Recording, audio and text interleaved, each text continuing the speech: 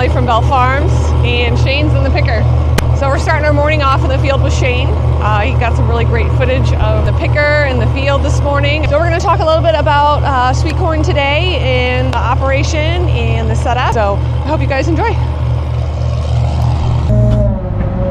Okay, so I'm sure it's loud in here, but it is 6:49. So I've got one more hopper full to pick to fill the blue truck, and then we're done corn for the day. So we're gonna do that now. Bringing up my RPM a little bit. Turning on my cutters.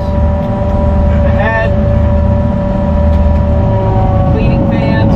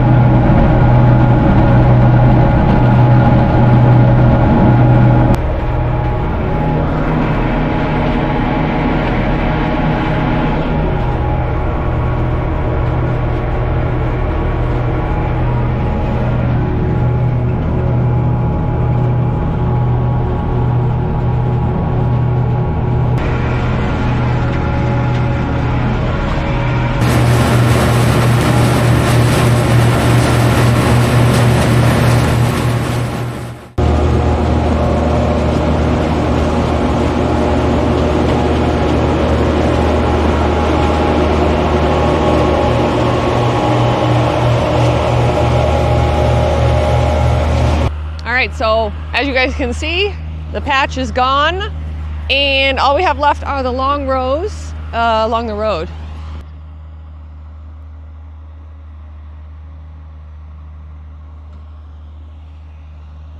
All right, I want to talk to you guys a little bit about the temperature of the corn and the reason why we pick the corn between 4 and 7 a.m. Occasionally we have to go back and pick just a little bit more when it's a little bit later in the day, but generally all the corn we pick is early in the morning. So the temperature of the corn this time in the morning is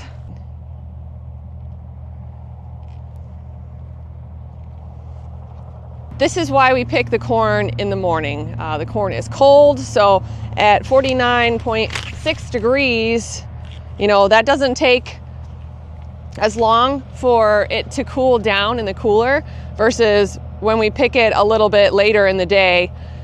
It's quite a bit warmer. Shane's coming down the line here with the picker. We've got another dump to put into the blue truck here, and then I think he's gonna leave one more in the picker, and then we'll head back to the farm. But I wanted to show you guys why we pick the corn so early in the morning. It's a lot easier to get it down to the temperature you need when you start with a much cooler temperature.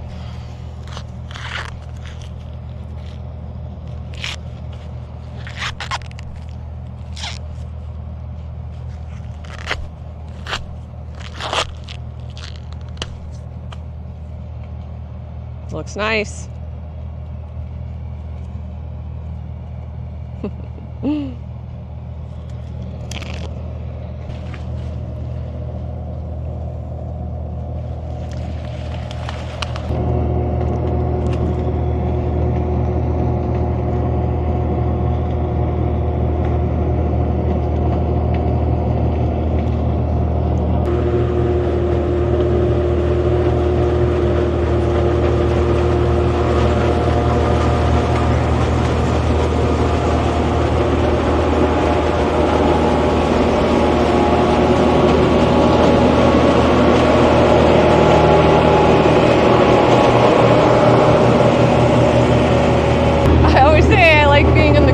In the morning.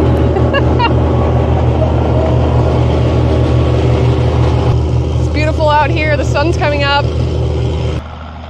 You guys also had some questions about the corn stalks themselves, and we do not gather the corn stalks. We do not bale them for feed. They get left in the field here, and then they will get tilled into the ground when Shane plows. So the plan is to hit all of this corn stubble with the Mandaco, and then Shane will plow everything under. We don't have the resources to gather this stuff. We don't have animals ourselves on this farm, so we don't have anybody to feed. We work closely with a couple farms that do have cattle and pigs, but you know, if they wanted to come out here and collect this stuff, they could, but it's not something that we are going to do. We don't have time for that. We don't have the equipment for that. We barely have enough time to do what we do. So they get left in the field, and that matter just gets turned over in the soil. So it's about 52 degrees out here. So the corn is just a little bit colder than the actual air temperature. Let's see if I can climb up here.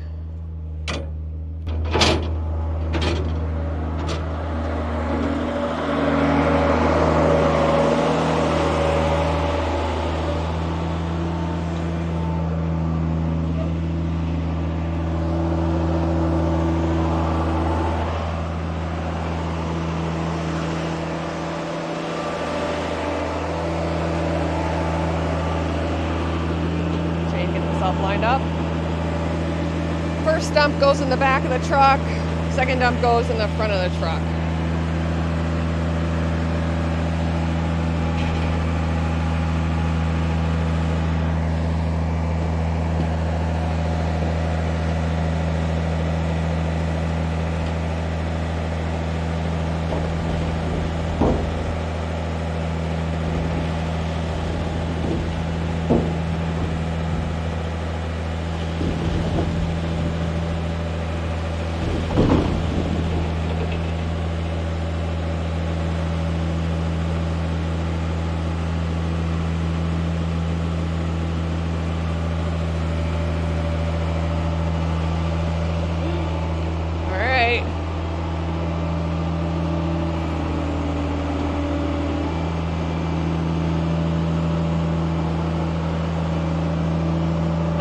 That's what you call a mountain of corn.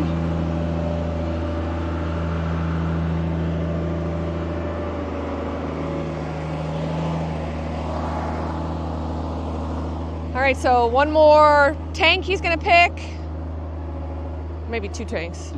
I think I'll take this truck over to the farm now, and then we'll get all ready to go so that when Shane gets back, then we can just start up.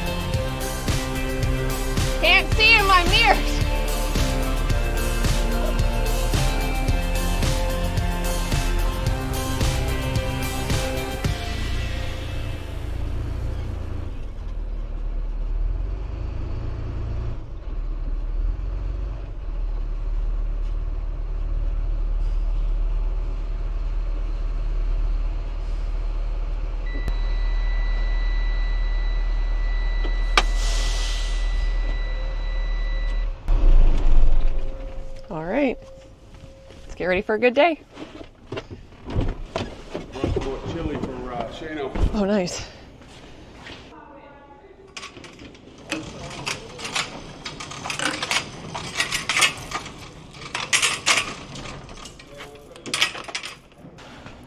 All right, guys, there were a lot of comments about our crew, and I did want to just touch on that. We have been lucky every year. We always get a great group of people. Everybody busts their butt, does a good job. Everyone knows what they're supposed to do, and that's what makes this corn operation work. Shane and I are here working with them, so we make sure everything is getting done the right way.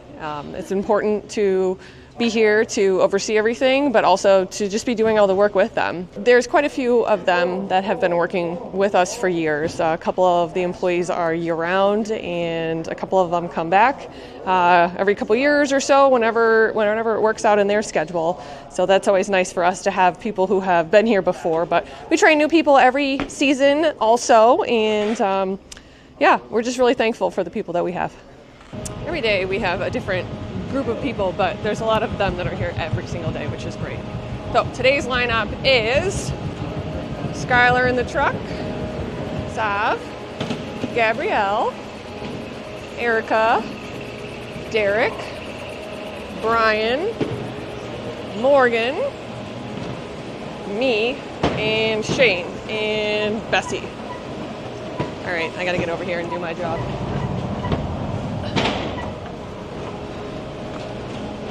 And we've got Ryan stacking, and we have Max stacking today. So that's the crew for today. And we're gonna get this Walmart load packed. All right, so the corn packing process is the same as it's been in all the other corn videos. So if you guys wanna see some more of that, just let me know and we'll get another video out to you guys before the season's over.